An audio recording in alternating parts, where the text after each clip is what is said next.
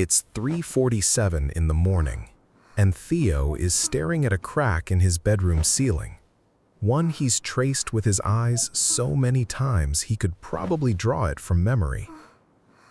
He's not up chasing some breakthrough idea.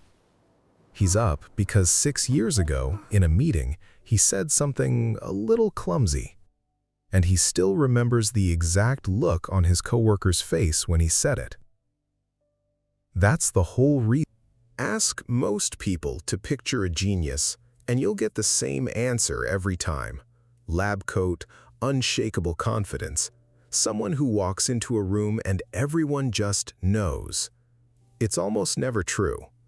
Theo tested north of 145 once, and nobody in that meeting 6 years ago would have guessed he'd still be lying awake over it. Most people who score in the top fraction of a percent don't walk around feeling brilliant. A lot of them spend their lives quietly convinced they're about to be found out. Second, they run on a different clock, and it's not by choice.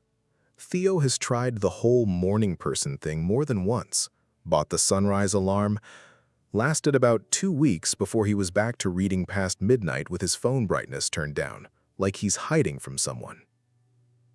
Researchers Kanazawa and Perina found that people with higher measured intelligence go to bed later and wake up later, even once you control for job schedules and social obligations. Their explanation, overriding your natural rhythm for abstract self-chosen reasons, reading, thinking, building something, is a fairly modern behavior, and it shows up more in people wired for it. From the outside, it looks lazy. It's really just a different operating schedule. Third, they talk to themselves, out loud, more than they'd ever admit at a dinner party. There's actual research behind this one. Psychologists call it private speech, and it's a well-documented tool for working through problems. Saying something out loud genuinely processes differently than just thinking it. Theo narrates his own debugging sessions like he's hosting a very small, very confused podcast, and more than once he's caught a stranger giving him a look in the cereal aisle for muttering through a work problem. When there's nobody around to talk to, the conversation still happens. He just has it with himself. Fourth, and this one doesn't get talked about enough, high IQ tends to come with more anxiety, not less. Researchers Penny and Batty found a real link between verbal intelligence and elevated worry. The theory is that the same mind that's good at predicting outcomes is also very good at predicting bad ones. Theo can't board a flight without running 4 separate scenarios for what happens if it's delayed, 2 more for if it isn't, and one oddly specific one involving a rental car company that has never actually let him down. Your brain is, underneath everything else, built to detect threats. A sharper brain doesn't mean a calmer one, it just means a faster one. Fifth, they forget the small stuff constantly. Keys, texts, names they've heard 4 times. Theo walked back into his own house 3 separate times in one morning last week, once for his keys, once for the badge he needed since he didn't have the keys, and once because he was suddenly convinced he'd left the stove on. He hadn't. Nobody's proven exactly why this happens, but the leading theory is prioritization. A mind occupied with complex thinking doesn't allocate much attention to routine information. Someone who can hold a 15-step problem in their head can still forget whether they locked the front door. Sixth, they tend to curse more than you'd expect, and it's not because their vocabulary is limited, it's the opposite. A study out of language sciences found that people comfortable using taboo language actually score higher on verbal intelligence tests. Theo has a reputation at work for dropping exactly the right word at exactly the right moment, and somehow it never lands as unprofessional. It lands as precise.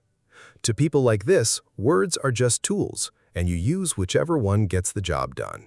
And finally, seventh, the world is often just too much for them. Too loud, too bright. Theo left his own birthday dinner early last year, not upset, just done, and sat in his car in a quiet parking lot for 10 minutes before he felt normal again. Researchers have linked high cognitive ability to heightened sensory processing sensitivity. A brain that takes in more information analytically also seems to take in more sensory input generally. A crowded restaurant that's mildly annoying to most people can be genuinely overwhelming to someone like Theo. It's not a personality quirk, it's a nervous system carrying a heavier load than most people realize. It's 3:47 a.m. again, and Theo is still looking at that ceiling. But now you know what's actually happening up there. Not a superhero having an off night, just someone quietly worn out by their own mind. Brilliant in the ways that matter, and also anxious, forgetful, a little scattered, wide awake at the wrong hours, and completely undone by how loud one restaurant turned out to be. If any of this sounds familiar, the doubt, the 3 a.m. thoughts, the sheer noise of a brain that won't slow down, that's worth paying attention to. Not because being smart makes the exhaustion more legitimate, but because a lot of people carrying this exact combination spend their whole lives hearing how lucky they are, quietly wondering why it still feels this hard. If you want to go deeper on any of this, I've put together a list of books on psychology and human behavior. You'll find it linked in the description and pinned comment. And if this kind of thing is useful to you, stick around. Subscribe, turn on notifications, and I'll see you in the next one.